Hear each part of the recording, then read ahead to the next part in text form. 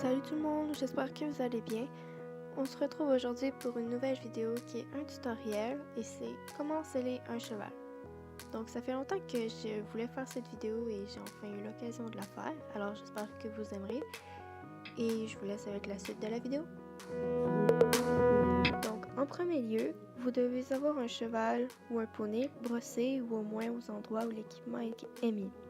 Question d'éviter les blessures ou justement en brossant en remarquer certaines qui pourraient être dérangeantes.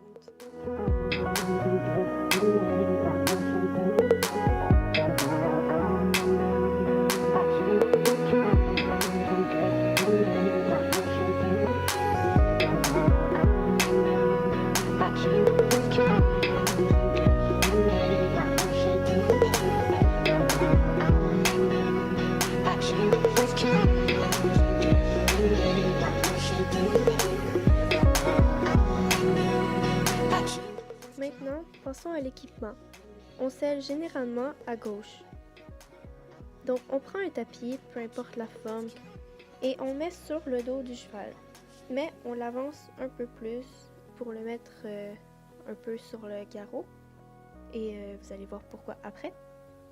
Pour le sens, eh bien, il y a des passants qui vont vers la tête. Et s'il y a des tapis qui n'en ont pas, c'est, dans le fond, on se fie au passage de la sangle.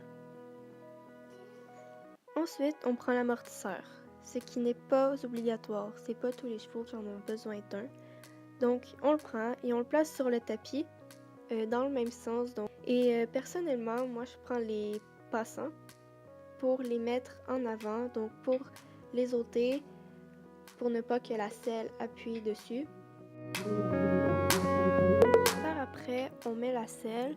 Donc, quand on la met, il faut s'assurer que nos étriers soient remontés ou soit croisés pour éviter que ça cogne le cheval. Et en la positionnant, on met son bras en dessous ou autre, mais il faut la poser délicatement pour ne pas le faire mal. Et par après, vous allez voir que je dégarotte souvent si je veux juste être sûre qu'il n'y aura aucun frottement sur le garrot, qu'il soit dégagé. Donc, on recule le tout et si la selle est bien adaptée au cheval, elle va se bloquer toute seule et donc elle va être en place.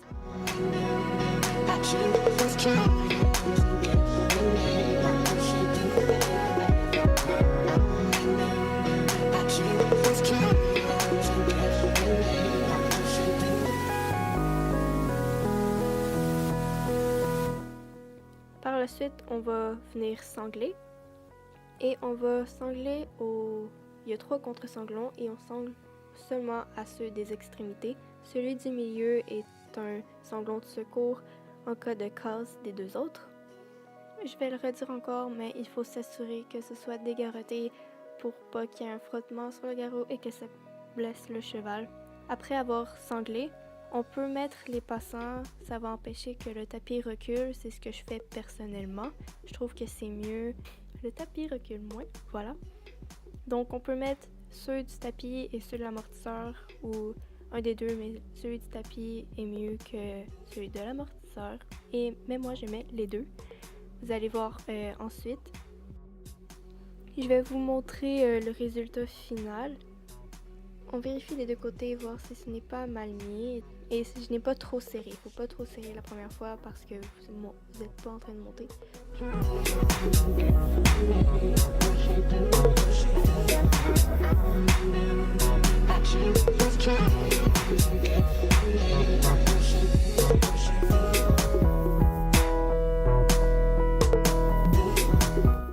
Ensuite, ce que je fais, vous allez voir, c'est j'arrange mes étriers, donc je les mets à la grandeur que j'ai besoin.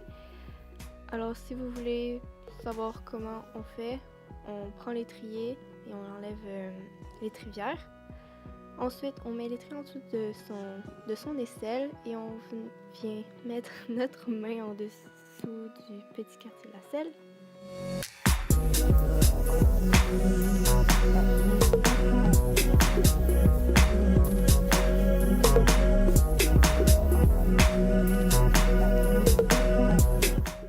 Pour ce qui est de la bride, on passe les rênes par-dessus la tête Et tout dépend comment votre cheval est attaché, mais le mien est attaché aux chaînes. Donc on enlève les chaînes et il faut surtout s'assurer que les rênes soient par-dessus la tête pour qu'on ait le contrôle. Alors on enlève le licol en tenant le chanfrein pour éviter que le cheval s'en aille. Voilà. Par la suite, moi je tiens la bride dans la main droite et le mors dans la main gauche, mais ça tout dépend des gens. Donc on prend le mors et on le présente au cheval et s'il n'ouvre toujours pas la bouche, on peut mettre un doigt, un pouce dans la commissure des lèvres. Ne vous en faites pas, il n'y a pas de dents, vous n'allez pas vous faire mordre. Alors ensuite, on vient mettre les oreilles, donc on prend l'oreille la plus loin pour qu'on ait plus de facilité à mettre l'oreille gauche. Ensuite, on vient placer la muserolle. Donc, on va mettre la muserolle en dessous des montants. Voilà, comme ça. On peut venir arranger le toupet, donc le sortir du frontal. Le sortir en dessous du frontal. On place les crins. Donc, pour attacher la sous-gorge, il faut qu'un point puisse passer. Donc j'essaie que vous voyez le mieux possible, mais c'est pas très évident. Donc je l'attache comme ça.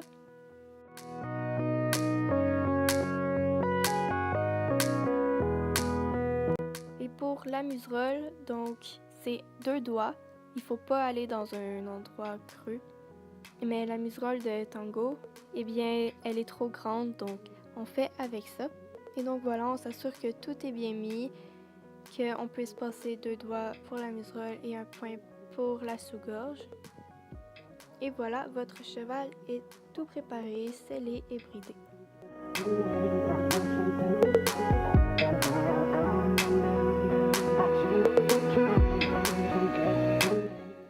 Alors j'espère que cette vidéo vous aura plu. Je suis désolée, c'est la première fois que je fais une vidéo pas face caméra, mais juste entendre ma voix en fait.